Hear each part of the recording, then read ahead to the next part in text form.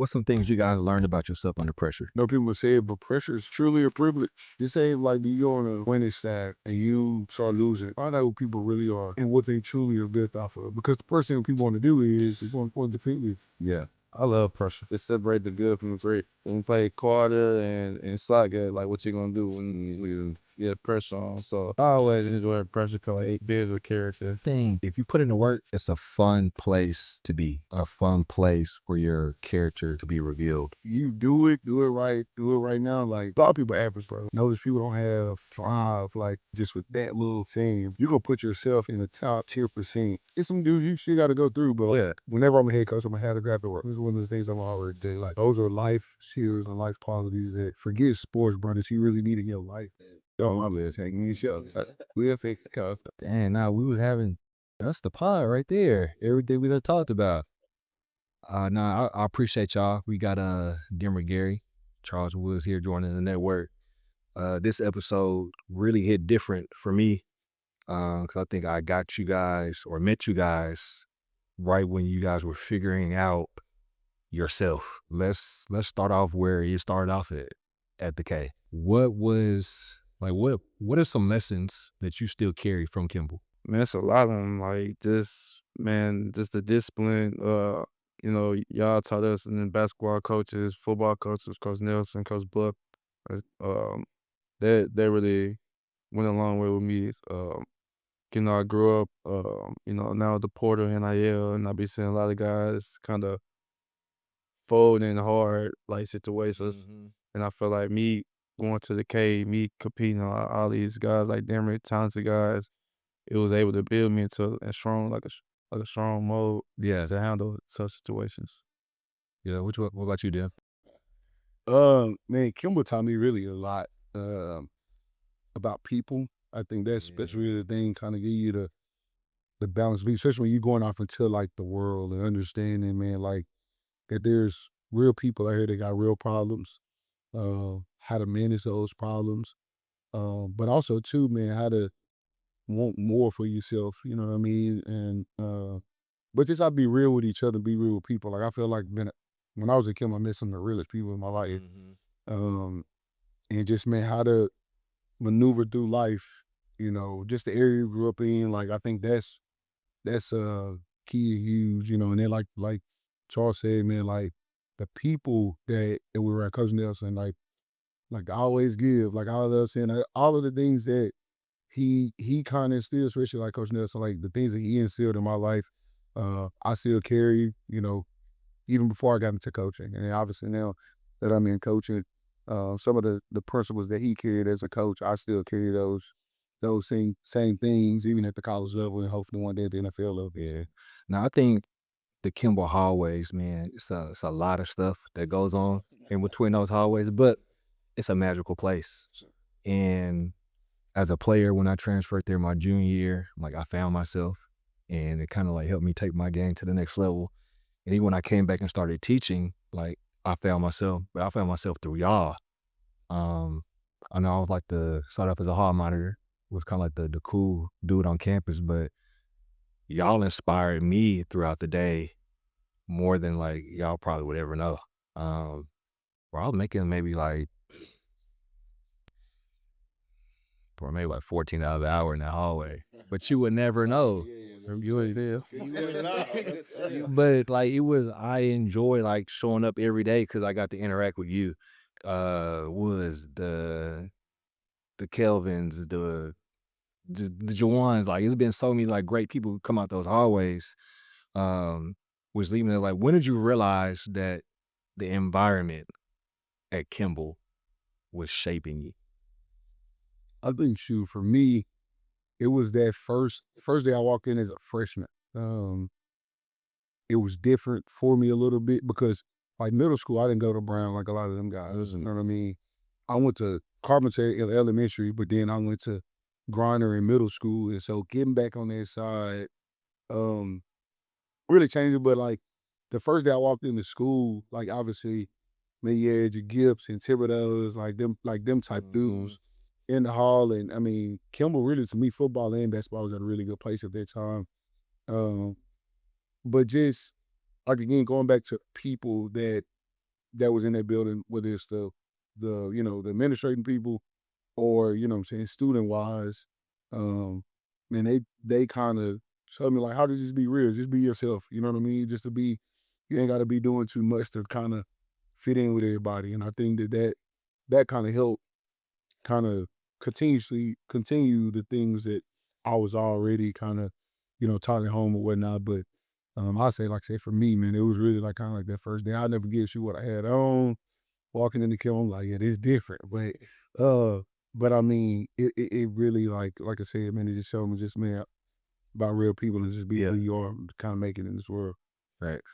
I felt like with me, it was a little different. Kind of feel like the K was in my blood growing up. Just my parents going to the K.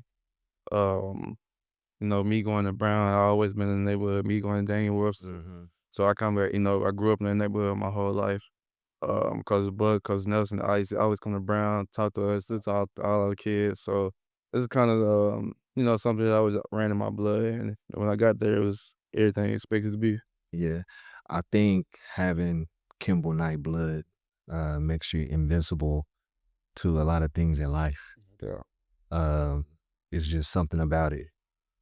What are some things that we appreciate now going through that we probably didn't appreciate then? Something I didn't appreciate now. I mean, then that I didn't appreciate then that I appreciate now. Man, just like really time. Like honestly, like we don't really like just the time we used to just be chilling in the hallway during lunch periods. Like right now, especially like when you an adult, like, you gotta be just really strategic about your time when you feel or you really kind of feel like you wasted your time. You know what I mean? Like I think about it all the time, man. We sit up and laugh about like how Coach Buck be letting out tapers and doing that. But like I really do miss them times. And just kind of them genuine times. Like you really sat in a lunchroom and on the table, y'all, 4 or 5 of y'all having a conversation about nothing. Yeah. But you knew like everybody on their table like didn't want that from you, then Yeah. you know what I mean? Like now, like since when you used to like I know it's even more crazy for C Woods, like being an NFL player, but like even as a coach, I may go to a convention and a guy man, I may be sitting up there and just having a drink or just eating or something like that, but like you don't know who coming up to approach you just about like what they kind of want from you. You know what I mean? But during them times, like, man, y'all just sitting outside by the vending machine, just chilling, having a regular old conversation. But it was just the genuineness about everybody around you. You not feeling like, people wanted something from you and then just again, man, spending time with those people. Man, you could BS around time. And so like, man, that those I do like taking it for granted. But like now, man, I really do appreciate one, really genuine people around me. And then two, man, just how I really am conscious and thoughtful about like the time that I spend and everything I do, man. For the most part, you know what I mean. I waste some time here and there, but like for the most part, I'm thoughtful about that. Boy grew up. Yeah. I said that boy grew up. Nah, I really 100% agree with them. Just the genuine connections, the relationships. Cause now now being me in the NFL, the highest, profession, it's a business now, and sometimes we don't always have that genuine connection with our coworkers and others. So that's a really big thing. Then time.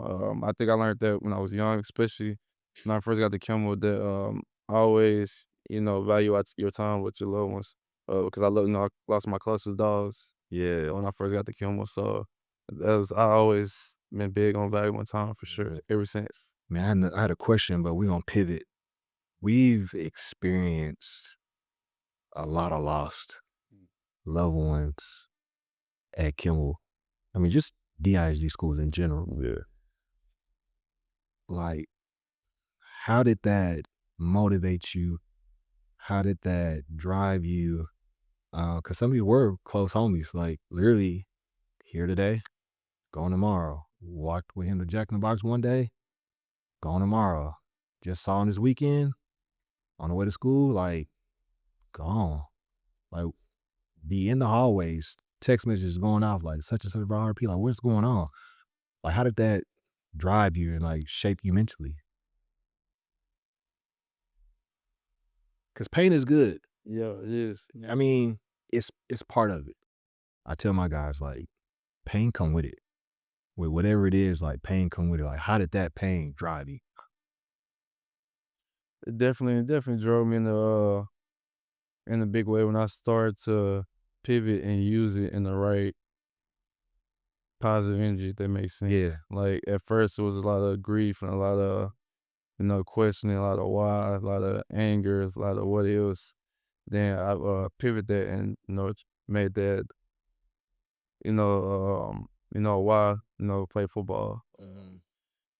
Just being, where we come from a hard area. A lot of dudes, especially where I'm from, me growing up in Oak Cliff, going inside area to be exact, like, I really don't know too many others that I made it to where I'm at. So it's definitely a blessing, be where where your feet at. Yeah, man, I think, I agree with Charles. Like, man, I think that it drives you and it pushes you. Um, because we do see, man, we see it all the time. Man, you look up on a Facebook post or Instagram post and you like, man, it's the next dude. But like, um, man, for me, I think it's different in the sense of it's part of why, like, man, I coach college sports. You know what I mean? Because that's one of the things that's tough at times for me, but I've went through it. So like, man, I've had a player come to me when he's lost with his close friends, you know what I mean? And being able to have that bond and that connection and being able to talk through those things and, even when the day, when it's been 2, 3 months later and still being able to talk that player or that person through it, um, is big for me. You know what I mean? And so it, like I say, it pushes me, but also too, like now for me, I got a different type of drive, um, and a different type of why, uh, because again, those players are who I was coming out of high school. You know what I mean? Like they're they player. Like I gotta, I've had guys where, they come out of some hard neighborhoods and whatnot, and man, they go through things like way more than I went through.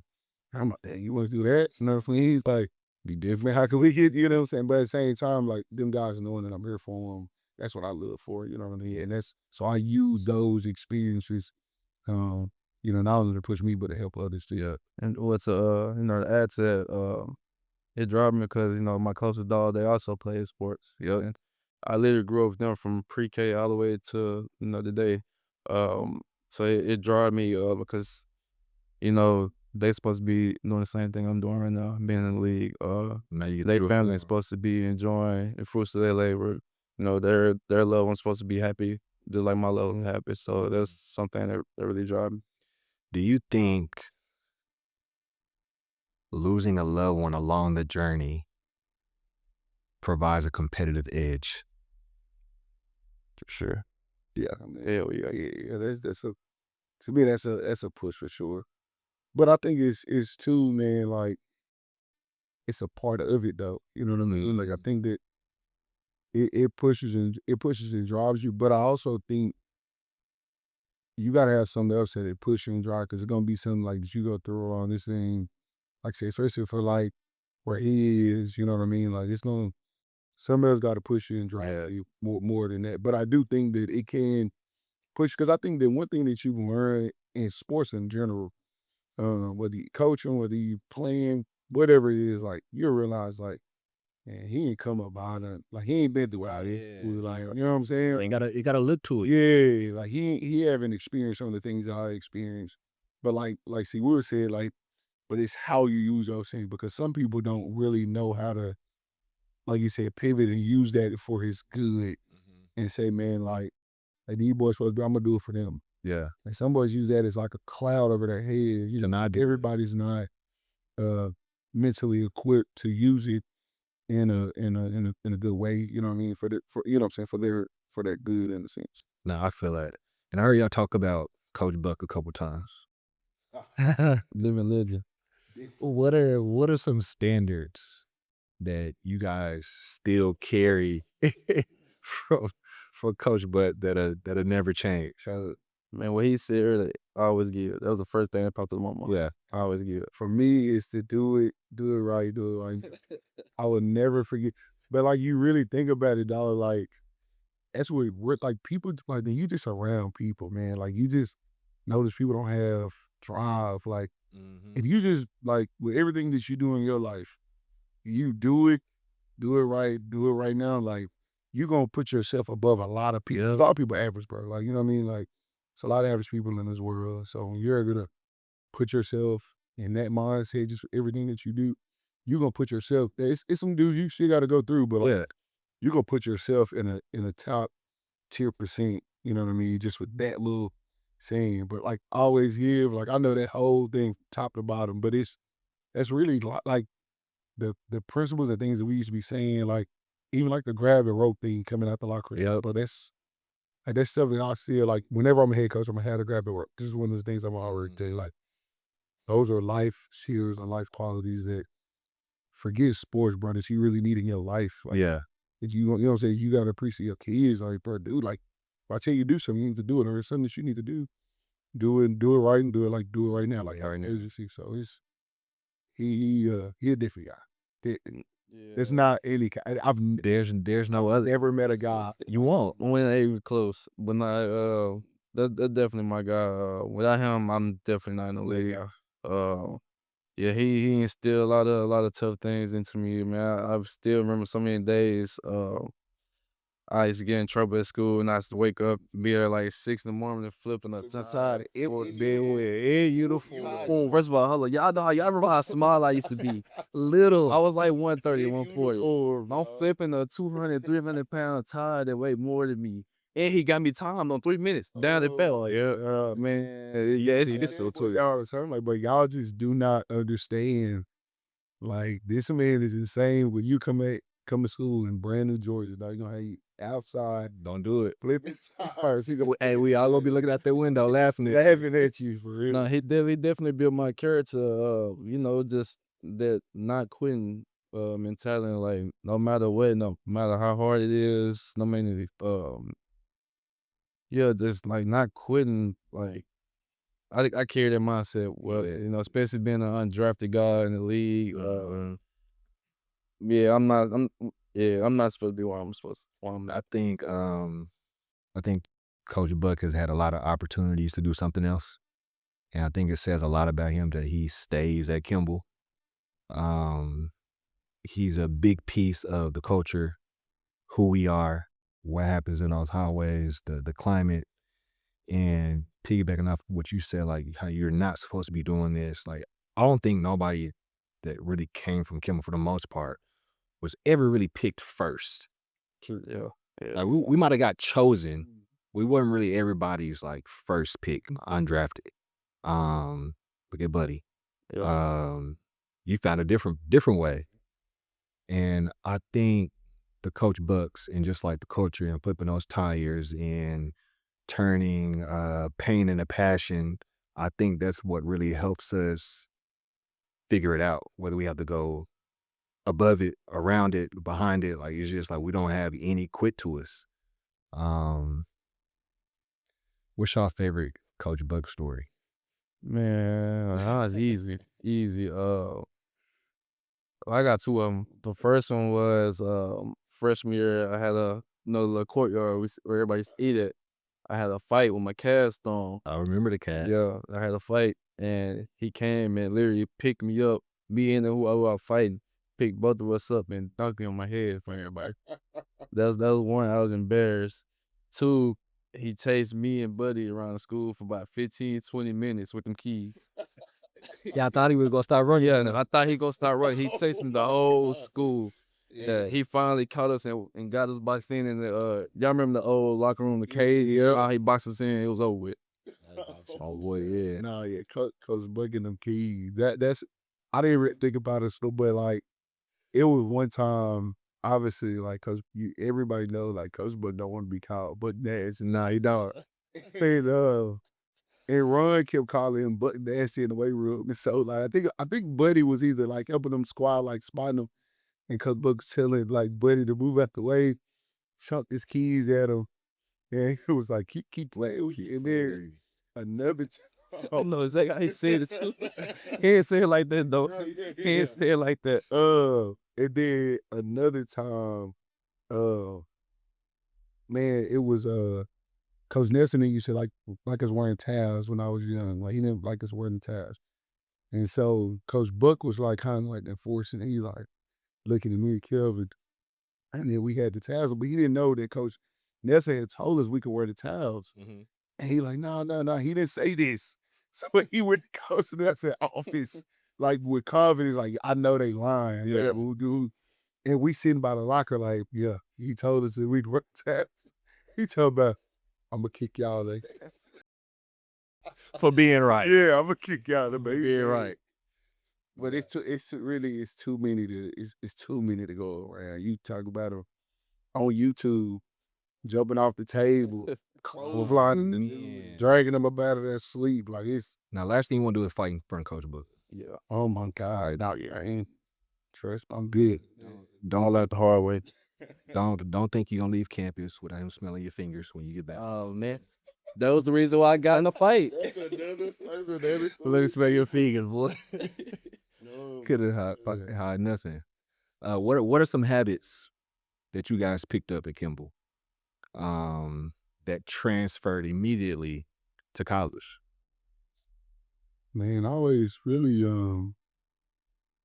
like really just the work hard mentality, bro. Like you was in the old locker room. I mean in the old weight room for now that years. So like to me, it was before it was even that. You know what I mean? Like it was worse than that. And so, man, I remember at Kimball when we had the 4 squad rack. I can see it right now. Yep. 4 squad racks. The bed using was 1 minute, isn't it? And you had the little mats on the back, like so. right in the middle. Getting the Kimball, getting the SMU and having all the weights that we had. You know, when they put the turf over there. You know, all the dumbbells. Like, we didn't have no dumbbells, you know what I'm saying? Like, it was a couple of dumbbells somebody had brought up there. So just the work hard mentality and just being grateful, dog. Like, and I still try to have that mindset to this day about just being really grateful for, everything that we do have. But like I said, man, that work hard mentality, that drive hard mentality for me, man, that's what kind of I really took the kill. And then just to, I said earlier, man, just you have your one out, you have your people, some people off or whatnot, but like really, I really genuinely feel like the people that we were around were genuine, wanted to see us do good. You know what I'm saying? Like your coach Nelson, he wanted to see us do good. Like, you know what I mean? Strict on stuff when he win all the championship games. Yeah. But like, that's a person that to this day, I go to recruit at Kimball, like, before I even go down the hall, see Bam, see Coach Cole, whoever it is, like I'm stopping in that in that room to go see Coach Nelson. You know what I'm saying? Just because, he wanted to see us do well. You know what I mean? So Yeah, like Demery said, the grateful part. Even you said it earlier, the area we grew up in, like we don't see a lot. We don't have a lot of 5-star athletes coming through the building, picking up 100 offers. I think Buddy and y'all only with the brush. That's not start out. Yeah, really just to start the.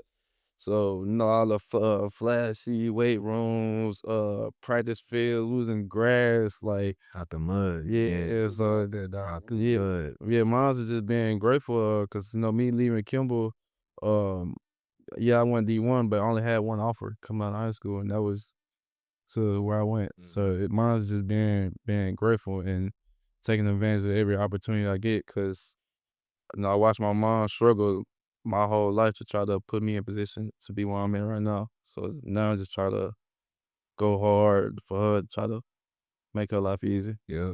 What do you guys think got exposed at the next level? from us, Yeah. Like what exposed you at the next level? Like, damn, I wasn't ready for this. A lot of guys ain't facing real adversity. Yeah. That's the biggest thing I picked up when I went to even college and even in the league. Like a lot of guys are spoiled. A lot of them was 5 stars. A lot of them had every offer. A lot of them Had that turf at the weight room stuff. a lot of them had every person in their ear telling them, "Oh, you're a superstar." A lot of them been 6'2", 6'3" their whole life. So, that really. And then I gotta come across a dude that went to Kimball, right? Had cold chicken patties and chocolate milk for lunch. So lost a loved one. Mom was struggling. That's a competitive edge I'm talking about. I wish we could do a documentary on Kimball. Like, We starting it right now. nah, lean on me. Bro, that's exactly not how they say boop. I don't know if we would. It ain't I don't know if we got that. Yeah, It ain't as that intense, but we definitely had some scenes. Yeah. Kimball is, but like when you really just go back to all of this stuff from the search that being on news, like I remember like the dude had bring the gun to school and shoot himself. Man, I guess a lot, like I'm just saying, like you really just. but nobody panicked. Nobody. It was normal. It was like normal. I really think the school went on that day. Like it went on. Yeah, it wasn't no early dismissal. No, it's more like, man. I taught. I mean, I taught high school before I got into college. Mhm. You gotta take your I think it's like your PRP. PA. Huh? PA. Is it, what is it called? PA. No. No. PPR. PPR. Yeah. And basically, it's a test where like you had a perfect school. I'm like, bro, what? You're not at a perfect school. Like none of you Yeah. at Kimball High School. Like there's no part on the test. Hey, what if a kid bring a gun to school and shoot himself?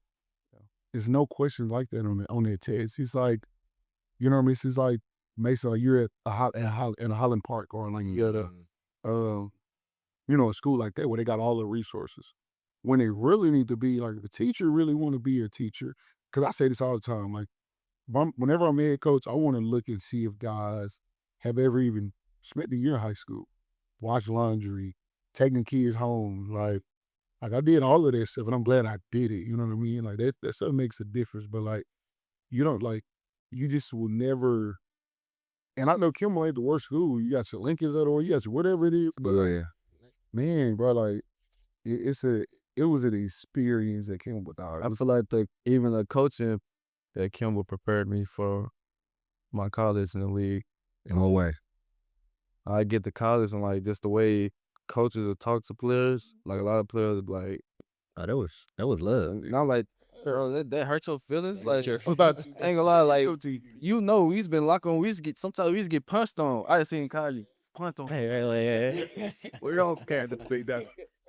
Yeah, we'll pick it out. We'll keep it. But in order to be able to do that, especially not being a familiar face at first, I feel like a certain level of trust had to be built. Yeah, for sure. And like y'all were like a pack, and I had to be let in the pack in order to hold you guys to that standard.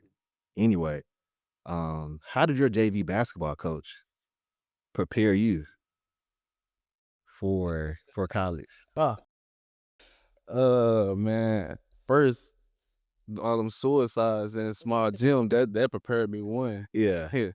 Two, is just like the like you said, this relationship we had, type of culture we had. You was able to, push me further than where I could push myself. Mhm. Like it'd be times at practice, I'm not going as hard, or I'm not, doing something right. You know what type of athlete I am, Yeah. type of player, man. You get on my, so you get on me and make me step it up, and that carries me, and now it's kind of like self motivation now, being at this age and level, because now I can look back at those times and be like, everybody ain't had that to push them growing up. Yeah. Now, by no means was you a basketball player, but you was an athlete. Nah, he was an athlete, and you just look.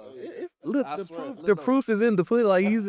I swear though, outside of the court, like pick up basketball, I was going crazy. No, he was a bucket, and I know how to use him. Game, I don't know. I was just Like I just let him fly across the floor, get steals out the air. Get easy layups. Lost about 4 fouls. double fast. Don't have 4 fouls. What did college demand that high school did it? Time, dog. I mean, like I said, we done with football. Like, prime example, one of the hardest adjustments for me was like at Kimball, we never had that in the morning. Like, School started at what, 9? hey, like It's kind of late. so you got to get up at 6 a.m. or earlier than that. Like the bigs always have. I feel like skills always have like an 11 o'clock lift or something. Bigs always had to get up like at 6 a.m. But like really like the time, and then the study hall stuff was an adjustment for me. Like, they really have to do that. You know, really kind of like somebody really hold you accountable for stuff too. Like my freshman year, like I struggled. Like I played, but like I kind of butted heads a little bit. Not with my position coach, but like man, our strength coach, Coach True, which I love to death. Like, that's my dog. Taught me a lot, but like, I kind of tried to bring some of that Kimball stuff to where I wasn't. I didn't realize, like, bro, you gotta leave that at the crib. Where we out there just doing stuff, you know what I mean? But really just your time and then somebody holding you accountable. That was a kind of a in that way. Like you had your coach bucks and then you feel but like it felt like everything was intense and you know what I'm saying? That for this say first summer, it was a beast. But like it really helped me because like I had to get myself straight quickly because like I said, I ended up playing as a freshman and all this stuff. Like I said, it helped me, but like I said, man, it Do you think it was intense for you because you did play as a freshman and maybe you didn't know the plans that they had for you? for sure, no doubt. Because when you come in as a like everybody talk about y'all want to play, but you don't really know like Kimball. Like I'm not saying school was easy, but school wasn't like how what college work was. You know what I mean? It wasn't you know what I mean. It wasn't what college work was, but so like I mean, bro, you get ready to go play U8 like ranked team with Yeah. no group, and you got an exam. I'm like, I can't do that. It's Sunday. Nah, this still Friday. Friday. You know what I mean? So it was just like little stuff like that was definitely stressful. That's why I be telling you guys, y'all be talking about not red shirt and all that stuff. Like, probably you need the red shirt, but you get your Europe under you, like weight room wise, mentally, so that it's not overwhelming for because again, everybody can't handle that. I truly believe that. You see guys, really end up crashing out over time because they don't really know how to manage that. They don't Yeah. mentally manage. I mean, being a professional, bro, that's all it is. You know what I mean? So You must put them on the questions. What? Like he answered. He ain't seen it yet. So, bro, now my biggest thing was accountability. Like, 'cause, outside of them in them class, but in them class, I was the best athlete in my class. So nobody, I won't say nobody, y'all held me to a standard, but I still got my way sometimes. Being the best athlete.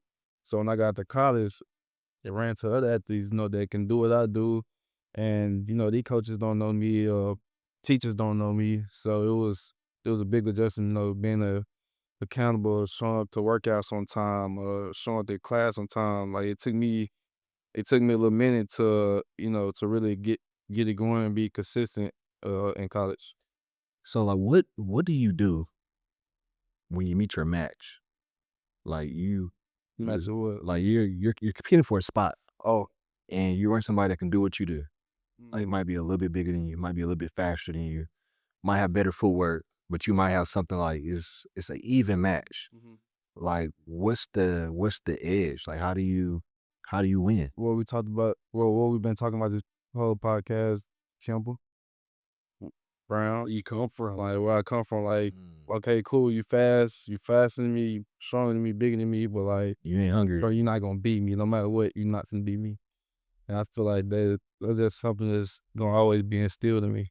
Yeah, that's life. Like you gonna go through. It's gonna be in everything you do. Like whether it's coaching, whether it's business, whatever it is. Like you gonna come across somebody that bring the same intensity as you do. That like right now, like I'm going through a phase of like I'm a young coach still, but like it's some young coaches that's coming in the profession.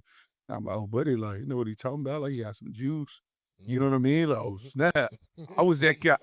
But you know what I'm saying? So, Yeah. but it's just like at the end of the day, like when you know who you are, like and you know what you bring to the table, and like I said, like she was like you said, like where you come from, what you been through.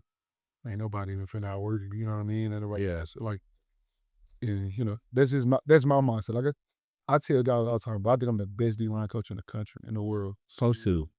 It ain't like Nothing personal. Like, if nothing personal, that don't mean I'm hating on nobody else. That don't mean I think I'm better than nobody else. But I just think that, to me, like, for me, and when I walk out on the grass, bro, like, ain't nobody no touch me when it comes to coaching D-line. Like, that's anywhere.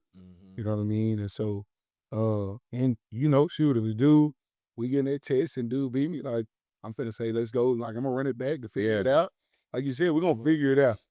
Like, it is what it is. So, but yeah, like, I think, like C. Wood said, so this man, it's about and where you can come from was really easy. Now that's the I think that's like one of the biggest things I want to try to give back to the kids growing up now, or tell them is like, bro, trust your struggle. I think I got a text Shit, on me. tell him right now. Yeah, trust, but like, bro, real life, you gotta realize trust your struggle. Like, Trust your struggle. it's gonna build your character. It's a bar. It's gonna build your day. You gotta trust your Pain come with it. Trust Yeah. your struggle. Cause like the ones that don't go through it, like it might look glitz and glamour, but like there's gonna be a time come they hit that wall, they're not gonna know what to do. Man, speaking of struggle, what's been the hardest stretch, or what was the hardest stretch of your journey? Mine the easiest when my dogs died. 'Cause they were just them was some people I was around every day from pre-K all the way to when it happened. So How old were you? when it happened, Yep. 14. So yeah, Freshman year, right? freshman. It was first. We literally just played like first game of high school. I remember. Yeah, it was first week of high school. I don't think that was the toughest time, just adjusting. I still remember the next day when it happened, like me coming to school and it was just like, bro, who I talked to, like, But that's the thing, not to cut you off. I think that's what makes Kimball graduates different. Like, they're resilient. Anybody else, like, they're not showing up to school the next day. Like, we've had. bro, we had to go to practice. That's what I'm saying. Shit, like nothing happened, and it wasn't a celebration like practice. Like it was like a regular. Nah, like it was like Coach a Burr regular said, day. we cried. Everybody probably cried for like an hour. Then we went to practice. Like I still remember me being at practice, cause I was a quarterback, and then I still me being at practice taking reps, crying like reps coming down like, like I used to be I was at practice crying that day. I still remember it. I forgot about practice. Yeah, but that was probably the toughest stretch of my life. Like 5 4, I had to readjust to friends. I had to let people in my life. I had to let new friends in my life. Yeah. Um, yeah, and it really kind of got me closer to God because, you growing up, you hear about God all the time, but you don't really understand, who he is and all that. So I think that when that happened, it was kind of like, okay, like, nah, life for real.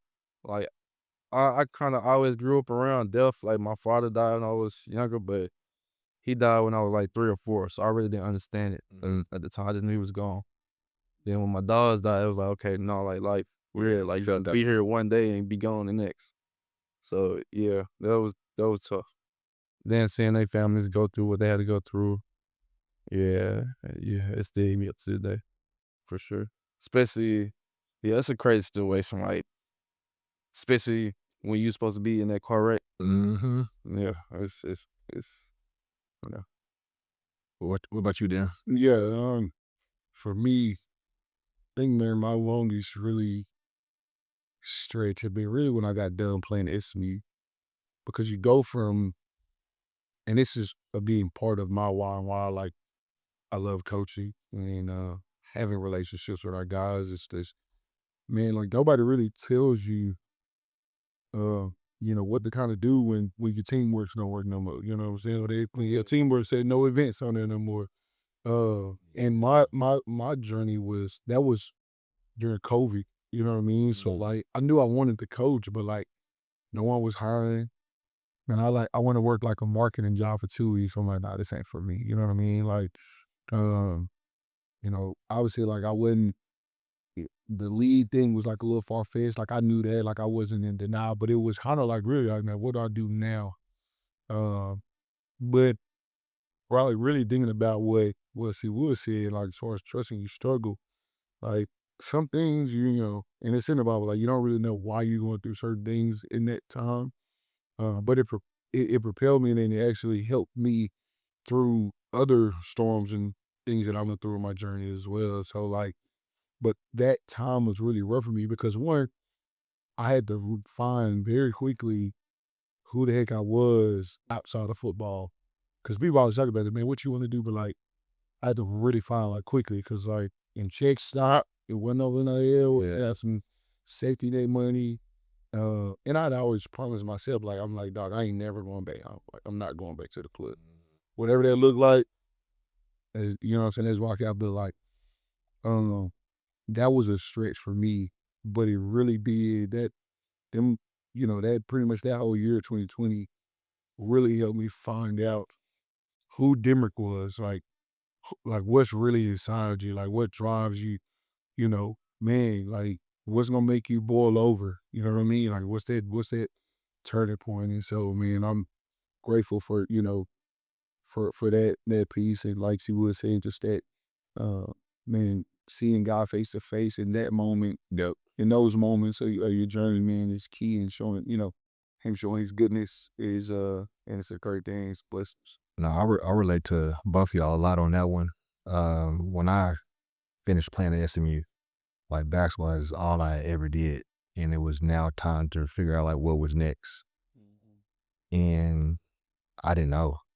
Like I tried to be a GA, but like there was like a summer where you had to wait till like the fall till they hire you. So like, got my apartment off Forest Lane. Like now I'm facing real life. Like ain't no more stipend checks. Like it's done graduated. Like, it's dead. So ended up moving to at home with my parents, and like I was depressed, bro. Like, I was sitting in the room in the dark, just sleeping. My dad told me to get out that room and should go to Kimball and try to start working there. And I think I never want to be a teacher, ever, ever, ever. And I think going through that part of the journey, it enlightened me on how our plans is not always God's plans. And I get to Kimball, and it's freaking life changing. And I was a hall monitor just so I could coach. I studied for a test and failed it 6 times. So yeah, just so I could coach. And then I eventually get in the classroom, and like I meet like all these amazing personalities, people that got all these different kind of stories that really shaped my life. And I think just like that period of like that what's next, I think that was definitely defining. Figuring out that it was Kimball was defining, and that might have been like one of the toughest parts of like my journey. Um, and I don't think I would be sitting right here today if it wasn't for y'all two.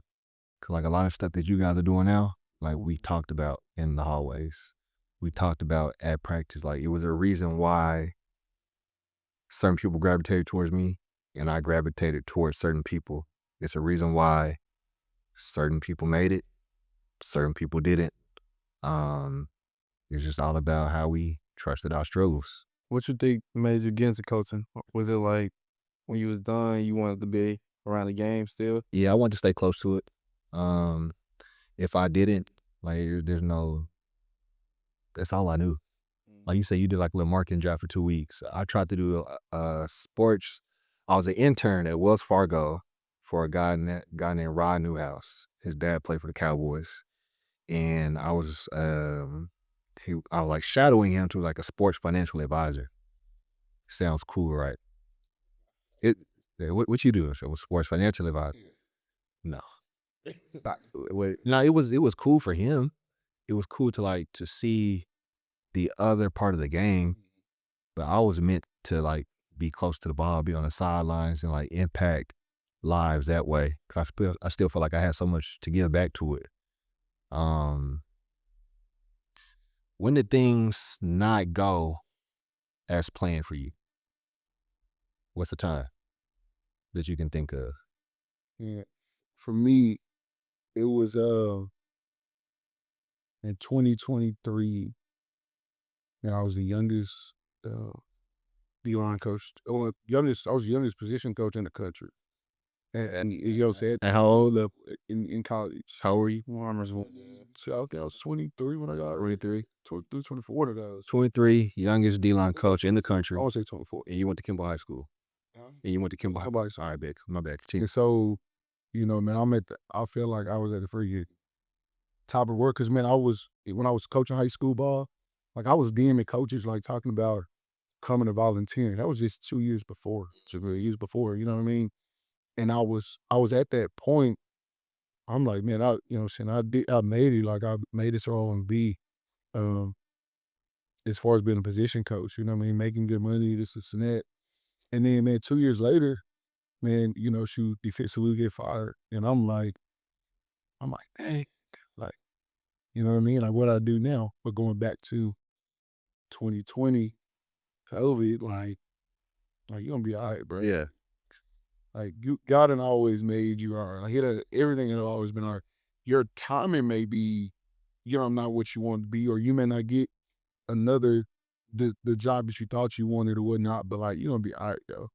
And so that was really a tough time because obviously anytime like man you make it to a certain point and you get freaking let go, you're like damn, so where do I go now? Me or how are people gonna perceive me and look at me? But like talking to other people in the profession, like hey bro, you get hired to get fired, like Get hired to get fired. like dog. I mean, you just think about like freaking Mike Tomlin ain't never had to lose this season. You know what I mean? And get let go, like, you know what I mean? So, like, what amused you, bro? Like, you ain't nobody. But you, at the end of the day, like, going back what I was talking about earlier, like, bro, you know who you are. And I knew, like not me being, bro, I knew what I brought to the table. Because it's just hard that I caught us some fire, you know what I mean? And that happens, in especially in my profession. Like, you may be on a bad staff as a really good coach, or I'm not saying that was a bad staff or nothing, but It happens. yeah, it happens, and so, but I had to understand. It took me a little time to understand that though, because for a couple of days, I'm like, dang, bro, like I'm doing it's right. I'm doing, doing what I'm supposed to do, doing everything I know to do. But like, sometimes, bro, it ain't got. But also too, what I thought about, if I didn't get fired at UNT, I wouldn't have been at SLE. Mm-hmm. And it's always been a dream to come here and coach, in whatever capacity, whatever role it is. And so, again, like my dog said, I'm finna use that. It's gonna go in my room. I'm gonna go get my room. Sure. New saying. But no, yeah, that's for as like right now, that was kind of a time for me where, things I felt like kind of went bad a little bit for. Mine was 2 years ago. I going undrafted. Yeah. Yeah, that was a hard pill to swallow. So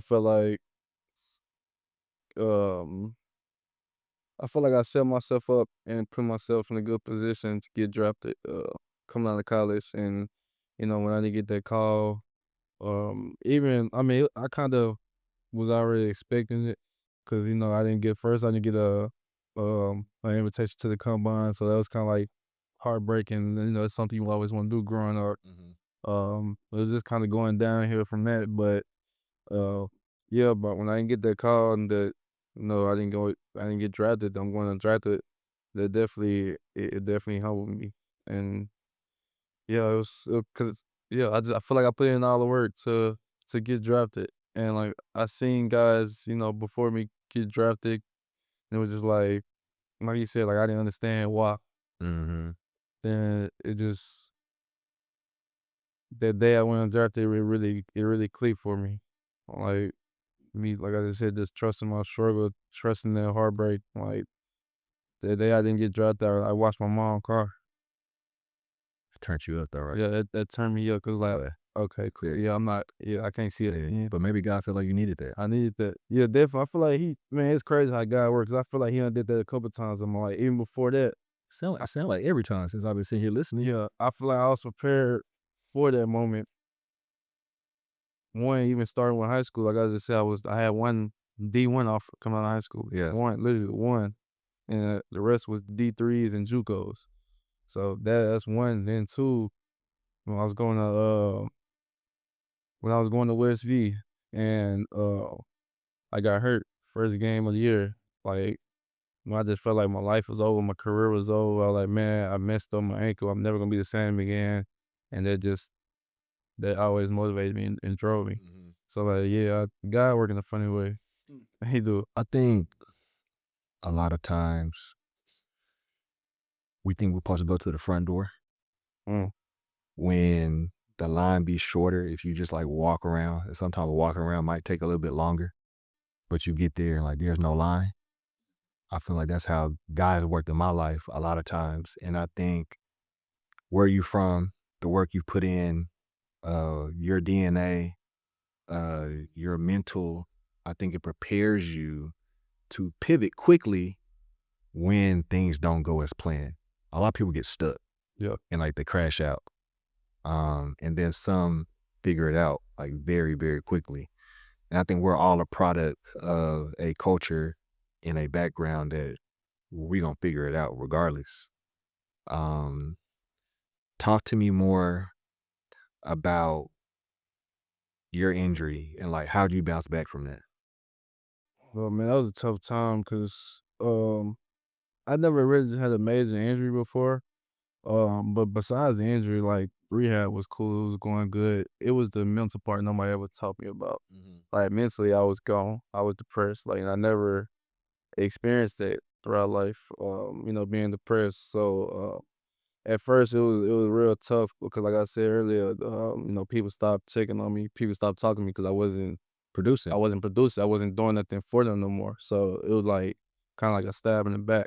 And coming from like you just said, where we come from, the K is we built on relationships. Like Yeah, loyalty is even if somebody did get hurt, the K, but you still talking to me. Like we still Yeah. dogs. It just and it's just something I have to realize. Like man, football is a business. Like it's a real business at the end of the day. And yeah, but once I got through like the mental part and all that, it was good. I was actually excited to get back on the field, and it actually made me appreciate the game of football more. Cause it was like I don't know if y'all remember the time, but I was getting like posted about PFL. Yeah, like I was getting posted about everybody. I was hot, yeah, and I was kind of at the time I didn't see it, but kind of feeling myself. Like I was still working out and all that, but I didn't have that same hunger. I wasn't working as hard as I was like 2 years ago during COVID when I was in the port the first time. So I think it felt like it really humbled me and it made me appreciate the game of football and what it do for me. Cause like he said, that's kind of one thing that stayed in the back of my mind too. That I really don't could tell nobody, but like I love Dallas and I love Oak Cliff and where I come from, but it's kind of like a nightmare if I ever go back and be here.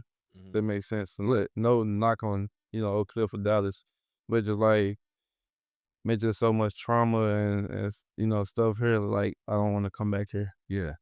Like I made a way for my family to Get out of to this. survive, and I broke the generational curse. Like my family ain't big. We never been big, but like we ain't never had money. Like I'm really the first person with this type of money in my family. So like me to break that curse is like I can't go back. Like that's my biggest fear is going back. A lot of people be one decision away It's easy, from going back. easy. One decision. Um so we were talking about like, okay, the journey, a period of like uncertainty. Like what kept you grounded during those times? God, Yeah.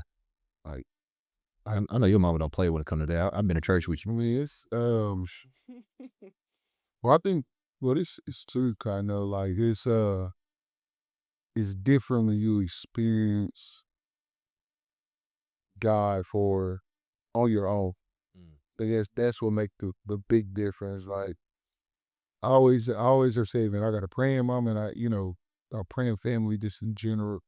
But like, man, like that's what keep you grinding through the whole storm. Like I know that's my foundation. So no matter what comes through, what comes my way, like man, truly saying, like I know people say that, that Christ is their foundation.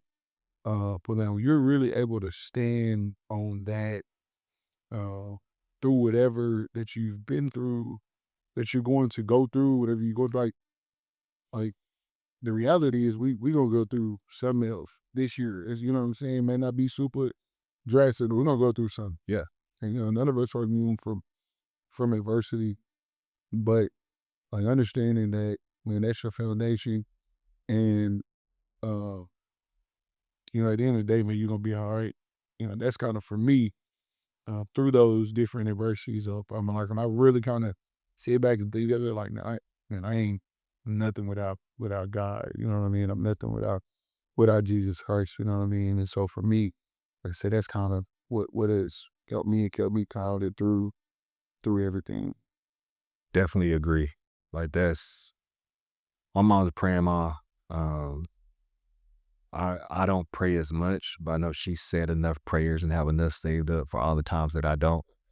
Um and life be fast and life be life and sometimes. And I mean just even like slowing down at the red light just to whenever I can really keeps me grounded.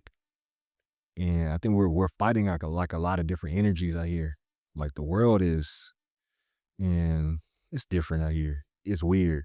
And some of the things that are green lighted we would have never thought 5 years ago, like post-COVID. What keep you grounded?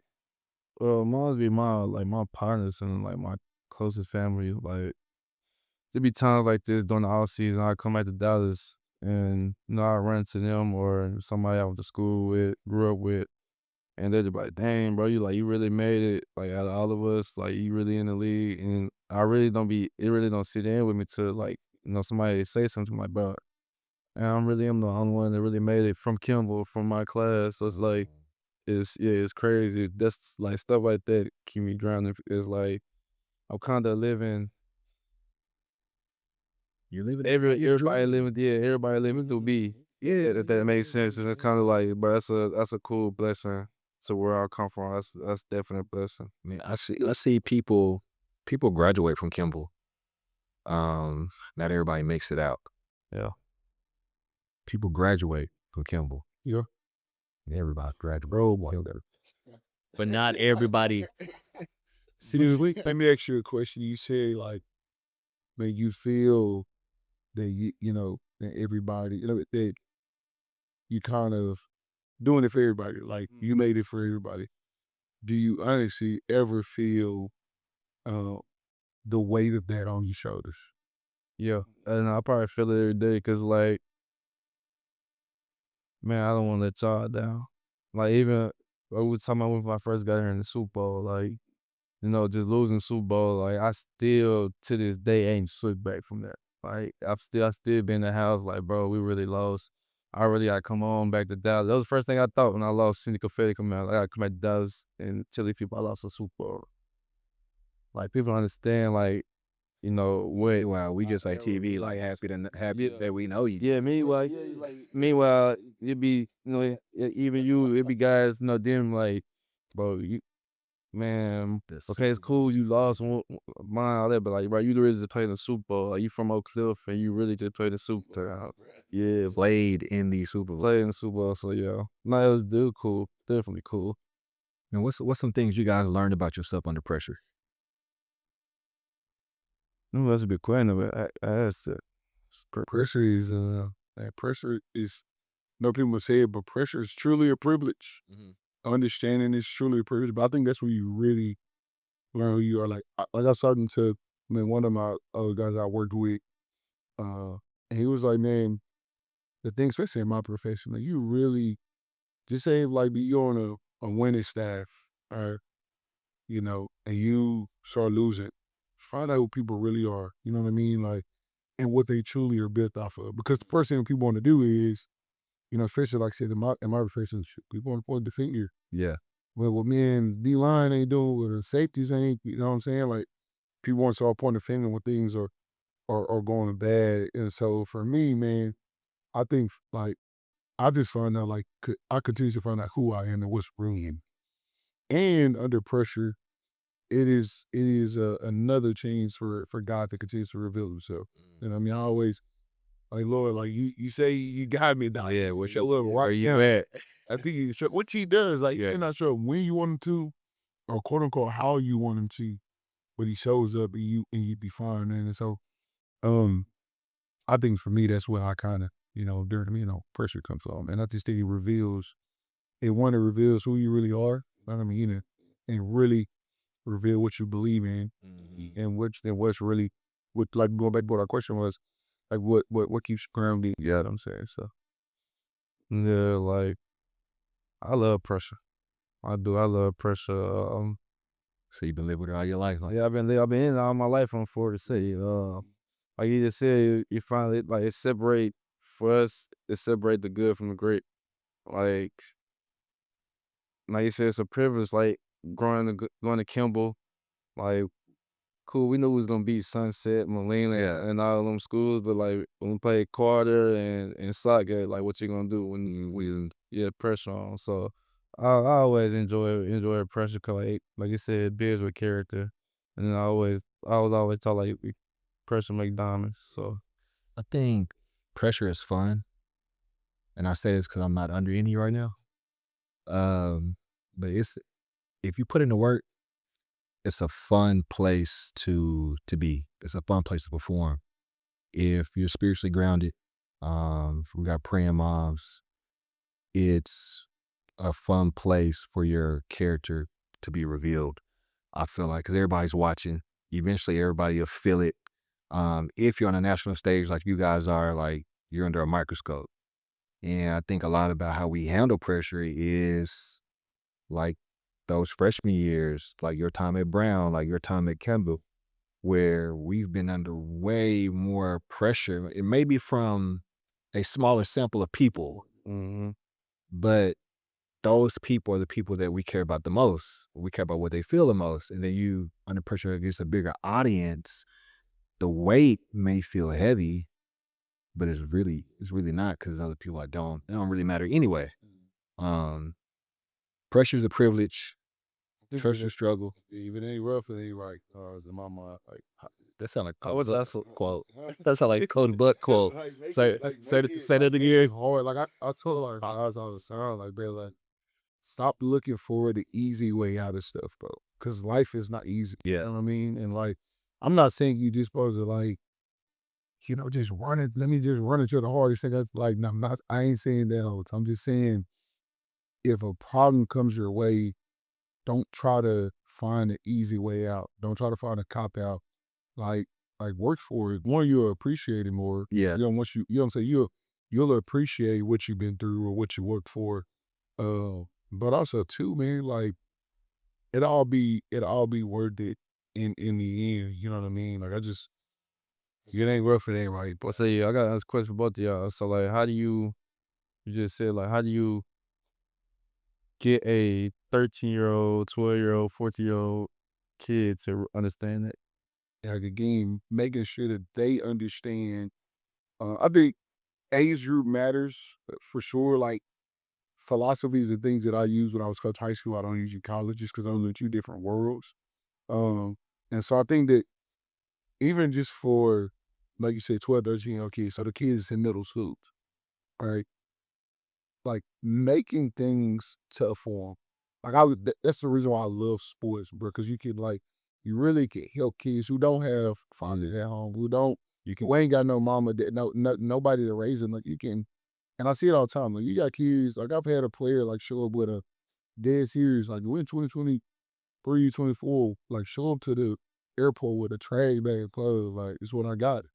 You know what I mean? But like making things rough for them and telling them the truth about something. Was that because I asked it because, like, when I was growing up and around that age and looking back at it, I used to, like, when I used to get into problems, he probably like, damn, I'm in trouble. Because that made sense of, like, damn, why this problem happened to me? Yeah. Versus, like, somebody was switching my mindset, like, this is life. Like, you don't go through this. Yeah. Like, I was never ever taught that I'll be going through this. I think you got to understand early, man. It's so crazy that I'm going to say. I was literally having this conversation earlier with a guy.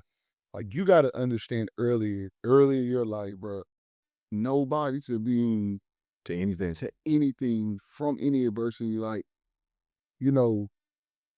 like even like, the scripture everybody's talking about, yea, though I walk through the valley of the shadow of death. Like, it's still saying like I'm walking through the valley. Like, You know you're gonna get through, but you still have to walk through you it. still gotta go. Like nobody's immune from adversity. And the faster that you understand that, the better off your life will be. And I think it's just really repetitive. And I think that when you go through adversity, like just say you're 13 and you go through some adversity, but you made it through. You 15 years old now, and you go through some adversity. Then having somebody in your life tell you, bro, you remember when you went through that same thing when you were 13? You sitting right here in front of me right now. You get what I'm saying? So to me, it's no different. Some things impact you a little bit more, you know what I mean? But at the end of the day, to me, it's about understanding, again, about, man, I'm going to be all right. You know what I'm saying? I'm going to be all right. Like, I got a higher power. I know somebody's watching over me through this valley. You know what I'm saying? I don't have to fear anything. Like, I'm going to be all right. But I'm not immune from adversity. I think that's what made my time at Kimball so special to me. I had just made it through something that I knew y'all was gonna eventually go through. And like was when you asked like how do you get like a 12 or 13-year-old kid to like understand that. I teach a 7th grade entrepreneurship class right now. 7th grade. So I did high school. I did middle school. You gotta like meet people where they at without giving up like your status or like power. Like, and I think I was able to meet you guys where you at to where you were able to adjust your perspective on certain things. I think that's important. I know we do it in coaching. I know you was talking about earlier how when you make it to the NFL, like there's really nothing anybody can like really teach you because you're at the highest point. The only thing you can do is get sharper and get better. But there might be a coach out there that can, drop you a nugget or two. But Sure. if he hasn't met you where you're at, like we're not going to be open ears, open heart to the information that's going to help us get over that hump.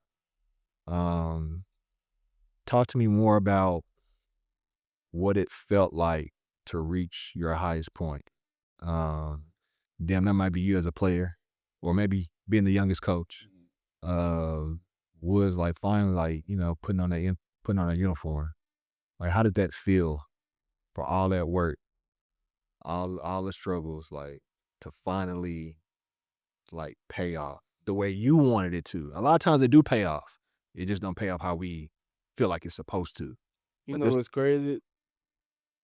My job's so stressful, like so much pressure, like literally right I I feel like I still ain't really sat down to myself and really just like, bro, I'm in the national football.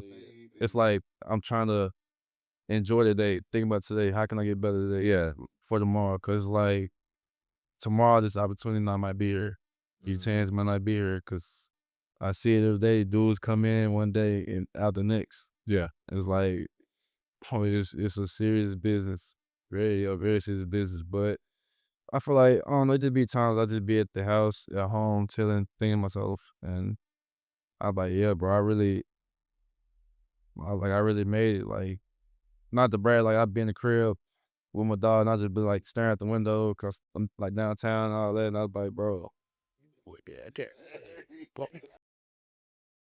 And I used to be like, bro, like, damn, bro, like 10 years ago, bro, I was in Tierra, I was in Terra Linda, I was in Westwood, I was in Wood Hollow. Got a whole different view of downtown now. Yeah, now, so it's like you said, it's a perspective thing. It's a perspective thing. Like, even with the Patriots this year, like, people don't know, I was doing good with the Rams, last training camp for the season, but, it's a number game in the league. Like, teams might want you, they might love you, but they can't keep you because they're paying such and such. It's a number game. So it got to cut date last year with the Rams, and I feel like I had a great camp.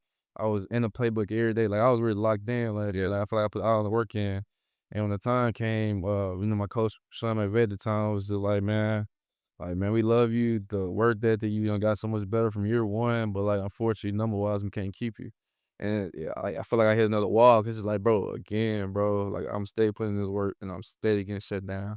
Yeah. So it's just like, bro, I went home today and I was just like all emotional, all that, because like, bro, I'm steady putting in the work and I'm like going nowhere, but like I'm seeing other people not putting no work and getting all the flowers and all this. And it's really just like trusting God and having faith because literally that next day I got called, I'm going to the Patriots. And I was like, man, at the time, I was like, bro, man, I don't really want to go to the Patriots, but I don't know nobody there. I just got close with all these guys here. I just got close with the coaches here. I'm really learning the scheme. Yeah. Like, then I got to restart all of those. So when I got to the Patriots, it's just like, bro, like this real world, like I got to adjust. Like, I got to find a way to adjust now. Yeah. Like, so when I, we went through the season, it was crazy. We made it to the Super Bowl and like, I think I had a moment at the AFC Championship. We beat the Broncos.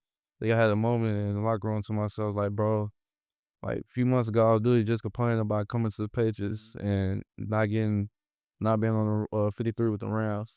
Look at God. Look at God. Look at God. Come in. He ain't trust his struggle. Yeah, choices. So, yeah, like He trust that's one thing I want to tell kids. Like, for real, like, bro, that's a constant battle you're gonna deal with your whole life. Like, I battle myself every day to trust my struggles and like really go through my tattoos, dreams, chase of being blessed. Like, it's a constant battle. I think a lot of times, like when you're trusting your struggle, like sometimes like roots grow deeper than the branches. Mhm. A lot of time we expect the branches because it's something we can see, but we forget about like the roots, and like that's the most important part. And the reason why you're still standing, because everything you've been through, like knocking on this door, it ain't there. Being the youngest coach in college football at your position, I didn't know that. I didn't know that, bro. Really, really proud of you. Like, no, I'm for real. I didn't. I I didn't know that. But like, you had like the roots. The roots was there. So when things get rocky, When the storm hits, like every time, like bad storm, you wake up, branches everywhere. Where the roots be? Still intact. And I think our roots are kind of like why we here, like the Kimball DNA, like what we saw growing up, the hallways, the T.W. Browns, the Coach Bucks, like all of that. I think is very, very important. It still shapes us today. What's transitioning? What's one thing success taught you that struggle didn't? Never get caught. You can't get comfortable. Like even I think for me is never really get comfortable. Yeah, you really can't. Uh, like see, we like I think it's even more intense in his world. Like 'cause it's a doggy dog world. You know what I mean? There ain't a lot of spots, and I even did get it in my pressure too. Like the level I'm trying to get to, like, it's 32 teams. Like I want to be a D line coach, but it's 32 D line coaches in the NFL. College is a little bit more. Yeah. 100 however many. You know what I'm saying? Head coach wise, 100 however many. But like we're going back to that, talking about that pressure. Like I like that. Like I want to be one of them 32. I want a guy to challenge me to. Cause that's only gonna keep you draw. That's what's gonna keep you driven. So I think that for real success have really taught me early. Like I've been grateful about that. That it taught me early. Me don't get comfortable, bro. Because when you the mistakes that you can make at 25, 24, 20, like you make them at 40, it might cost you, you know what I'm saying? Yeah. For a little minute. For sure. I mean, so like for me, that's what kind of is taught me. I think my big age struggle has lasted longer than success has. Here we go. I was dropping jail. I'm just saying, like, we experience success, but like the struggle, like even leading up to it, I think it's just like a longer period of time. I think about it like in like football. Think about how long you train, Versus how much you play. or how many opportunities you get to play, Yeah. and think of that of them opportunities that you're going to play. How many of those do you actually win? You know, so that's why guys like, man, that's why he feel how he feel about losing the Super Bowl. Yeah. You know what I'm saying? Like, it worked my whole life. He would just get in the arena. Like, Yeah, cause like you like it's a blessing of bad playing with Stephon Diggs. Like you watch guys like that go through 12 years, never get to Super Bowl. Mm-hmm. So like yeah, you really for me, I feel like I had to learn success and it's not always winning. If that makes sense. Now, that makes a lot of sense. Yeah, success is always winning. Like one of the story I just spoke about, like having faith, trusting God, like going through that now, I'm able to be more grounded. Now it's like if I face adversity, like okay, I'm facing this adversity for a reason. Like God tested me for a reason. So now you just going through that. So at our big age, do you think we're at the point now to where we can identify adversity like from like a mile away? Like I feel like it has an energy, bro. yeah, sometimes you can. Do you know when you're in it? No, you know you're in that fight for Okay. sure. I just think that, man, sometimes like you can say that you can see it coming a mile away, but like sometimes you may wake up tomorrow and they eat you right in the nose. You think you just waking up having a great day and boom, get kind of adversity. But that be the problem with somebody. They don't know how to like manage it right. Like especially quick adversity, like Do it right. yeah, Do it right now. I'm just telling you, get on it. You know what Yeah. I mean? Deal with it at the moment and don't put it away, because the longer you put it away, the more it's gonna accumulate and become more issues. But for me, I just think it's like though, like you can't, some stuff you can kind of see a little bit, But for the most part, bro, like you never know when was like when, when I did this stuff, I let go of UNT, like I was thinking it, I'm like, oh, we finna get that go, bro. I'm like, you know what I'm saying? But they back more, I'm like, oh, we finna get that go for real. Yeah. We finna get that go. You know what I'm saying? So some things you can see, some things you can't, you know what I mean? So we'll see about how you trying to deal with it and adapt to it. Talk to me more about like giving back. Who are we giving back to right now? And for me, I'm trying to give back to always younger coaches, people that want to like players that I play with or guys that's just, I talk to guys all the time that's just getting out of house football. They may know me through somebody else or even I've recruited or like because of what I've been through, because it's not enough. And I say this all the time. I say this in coaching for sure. It's not enough guys giving back game that was given to them.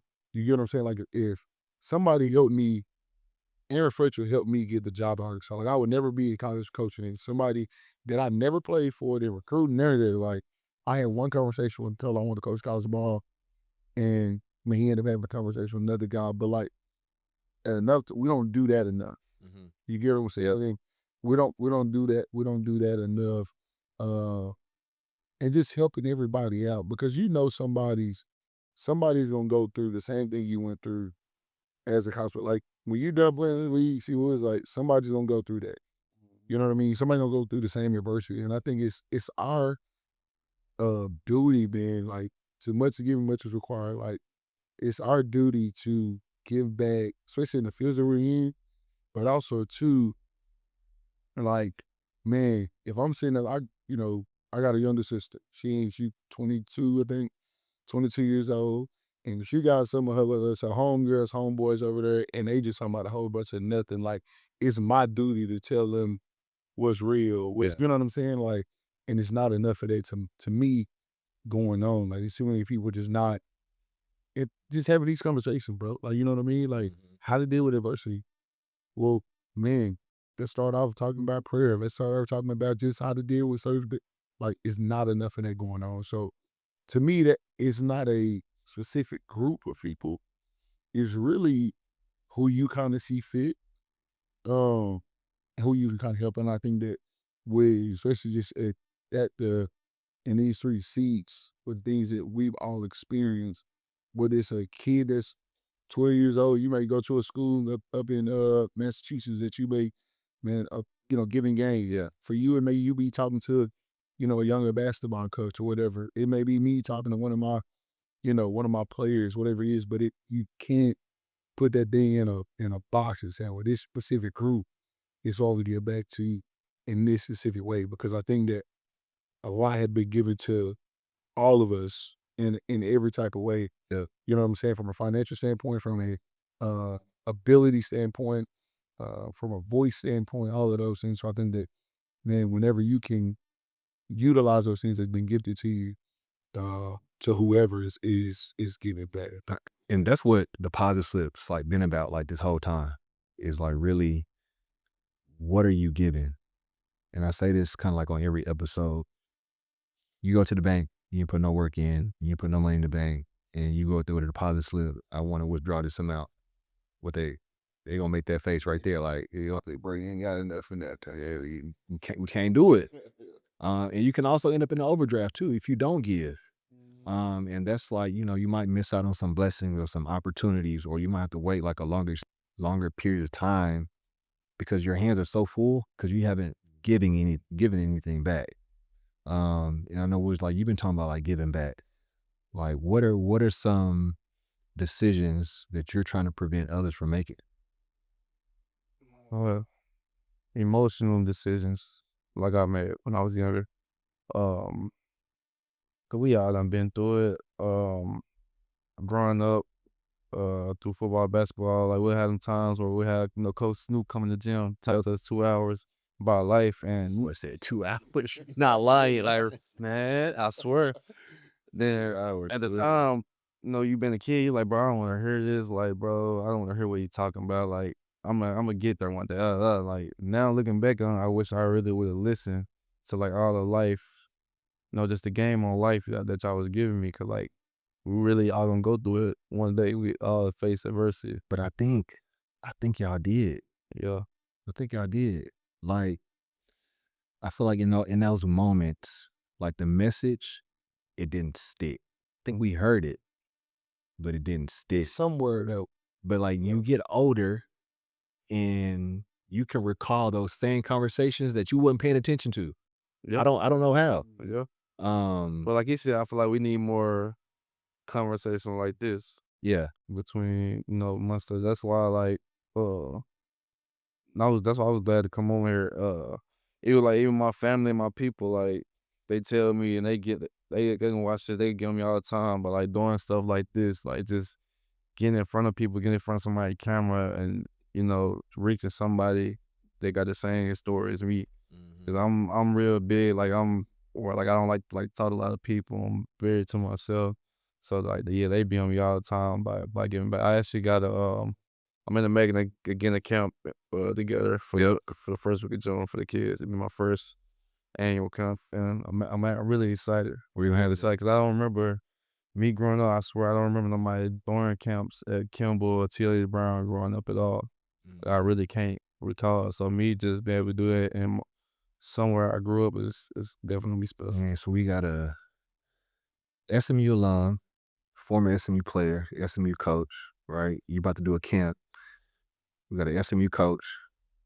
And you about to do a camp. Like what kind of resources, Coach Dem? I'm about to say, yeah, then I wanted people like you, then I wanted like my partners to be able to experience and enjoy this moment with me, like be able to go teach the kids, like, bro, we was all just playing football together.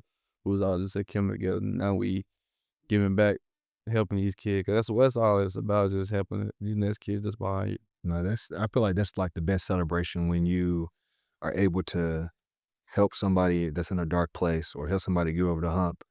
I'm kind of like in a tournament space now. Y'all see me like doing basketball tournaments, do some stuff with Adidas on Junior 3SB. And I love like finding independent teams. They just need like the platform. They don't know who to reach out to. But like once they get there, like obviously my team is on there, but it's enough for everybody. And I think when we're stingy with the blessings God give us and we don't give back, that front door, when we knock on it, it ain't gonna open. That back door, it ain't gonna open. Like I think that's why I ain't mean to cut you off, but I did that. We always, me and you was always tight, cause I don't think I ever told you, but I think I used to always see you, watch you, damn, I had a brand for it, bro. What's we're talking about your son name? Langston. Langston. Yeah. I used to always watch you coach Langston and just teach Langston on little stuff. And I used to always admire that, cause like I never had that in my life. I never had a father figure, somebody to walk me through the wrongs and rights and push me through adversity. So like I think that's why I was always cool with you, because I watch you, I do it with your son.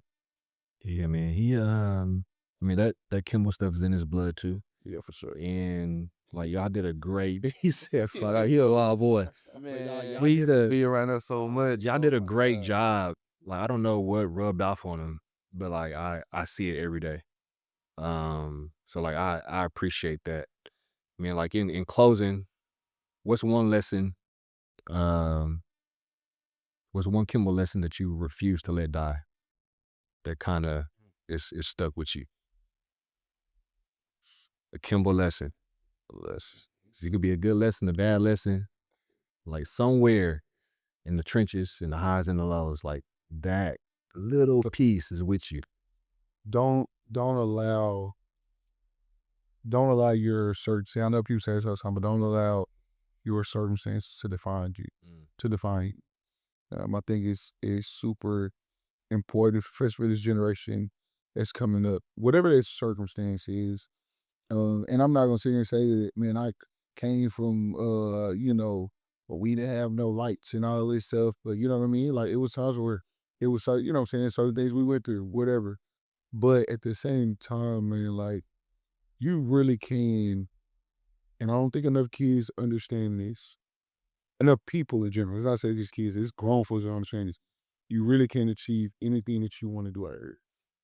Some people starting slow, so a little bit, you know what I'm saying, further along because maybe they went to college or whatever. But it's never too early. It's never too late to get going, man. So that's one thing, like I said, that I learned from Kimball. Part of why I said, and my mama hated when I said that. When I literally said that, man, when I left that house to go report in June, like that was a promise to me that I was not coming back to my mama has to live. And it wasn't like we just had no bad home. I love my mama. I probably went over there today. You know what I'm saying? Like but it was just me. That was a thing within me. And so I think that a lot of people get so crutched on uh man, I'm from Oak Cliff, I'm from this, and man, I can't do that. I can't go to Harvard. I can't go to I can't go and make a lot of money. I can't go and be successful. Or you can do what you want to be. You know what I mean? Like it just take drive and just know that, like we said, Bert, you might have some adversity. Yeah. It's gonna be some stuff that you encounter along that road. If you really want it, but you'll get through it. And so again, I think that for me, that I'll never let die from that, because that's something that Coach Nelson always told me. You know what I mean? That's something that I saw for people. I saw from a good and bad standpoint. I saw guys be like, man, I'm at Kimball. I ain't gonna be able to make that. I ain't gonna be able to do that.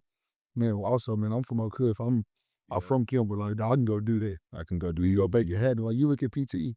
Like you look at Phil like Tanner, like a dude who made it to the league. You know what I mean? Like we definitely had like some great examples on the basketball side. Guys like, shoot, me go back to AC Law. You know what I'm saying? In a row. So we had a lot of good examples in front of us for I sure. was in the winning era, Kim. Bruh, I was in the era. I was in the slump era, Kim. But you needed that though. But this one I'm saying, no, you really wouldn't, because I don't think you realize all the successful guys that really kind of came, like Justin Mandy, you know what I mean? Who is his brother? DeMarcus Range, like them the guys who played at the D1 level. Like to me, before I was, you know what I'm saying, getting D1 and stuff like that, it was Granger that was the dude, bro.